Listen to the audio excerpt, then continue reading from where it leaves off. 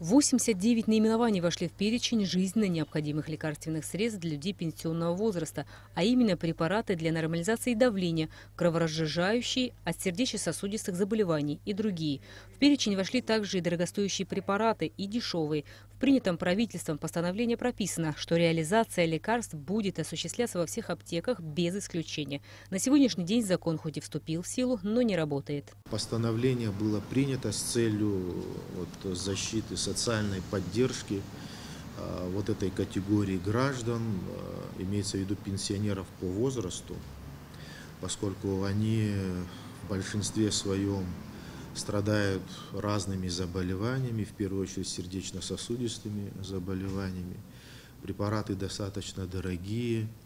Если пациент не входит в ту или иную льготную категорию по получению бесплатных препаратов, имеется в виду в рамках лекарственного соглашения между Россией и Абхазией о обеспечении льготной категории граждан бесплатными медицинскими препаратами, изделиями медицинского назначения, то в этой ситуации, конечно, есть необходимость того, чтобы эти люди могли приобрести, купить препараты по ценам ниже розничных. Когда мы общались с руководителями коммерческих аптечных учреждений, они, собственно говоря, выразили понимание и поддержку в том плане, что готовы содействовать государству в решении этих социальных вопросов. Проблема в другом, в том, что им необходимо время для того, чтобы урегулировать технические вопросы. То есть необходимо подготовить соответствующие условия в порядке организации обеспечения лекарственными препаратами указано, что необходимо отдельные витрины, подготовить журнал регистрации пенсионеров и, соответственно, провести все перерасчеты.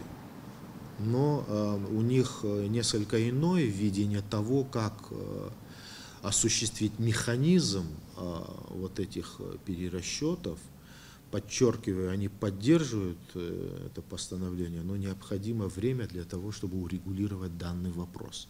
При реализации постановления люди пенсионного возраста будут иметь возможность покупать лекарства из этого перечня с 20 и 25% скидкой. При этом лекарства, стоимость которых превышает 500 рублей, будут отпускаться пенсионерам с 20% скидкой. На сегодняшний день количество пенсионеров по всей стране составляет 50 тысяч человек.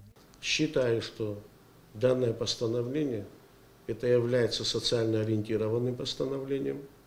Принятие Кабинета Министров такого постановления даст такой очень положительный эффект для наших пенсионеров, для наших больных людей, люди, которые обращаются в соответствующие учреждения. Думаю, что и в дальнейшем это постановление будет иметь развитие. Считаем, что необходимо инструктивные материалы подготовить. И в дальнейшем уверен, что и Министерство здравоохранения будет готовить соответствующие инструктивные материалы. Почему? Потому что мы двигаемся вперед. Возможно, будут какие-то доработки внесены в это постановление. На сегодняшний день в Абхазии около 300 аптек и фармацевтических фирм, но только 3 аптеки из всего количества являются государственными, да и они еще не приступили к реализации проекта. По мнению директора предприятия «Абхазфармация» Рустама Адлиба, постановление нуждается в доработке. Постановление вышло, вступило в силу, но пока на данный момент существует ряд технических деталей, которые находятся в стадии согласования. По какой форме, по какому механизму, соответственно, будет идти этот отпуск. То есть по предъявлению удостоверения, либо еще рецептурный, возможно, будет отпуск. Я считаю, это мое мнение, что было бы более правильно, если бы, соответственно, были бы рецептурные бланки параллельно, чтобы вести учет, во-первых.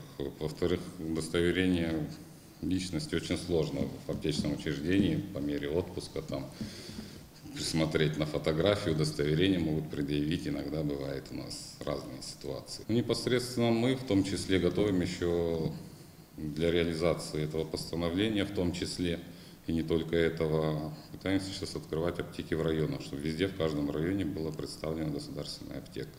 Постановлением не предусматриваются субсидии аптекам из-за разницы в цене лекарств, но при этом Министерством здравоохранения будет создано отдельное управление по надзору за фармацевтической деятельностью, которое непосредственно будет осуществлять контроль за отпуском медикаментов в целом, а также по данному постановлению в частности. Если владельцы аптек не будут соблюдать правила постановления, то их привлекут к ответственности. Рената Шакая, Сейду Гухава, Абхазское телевидение.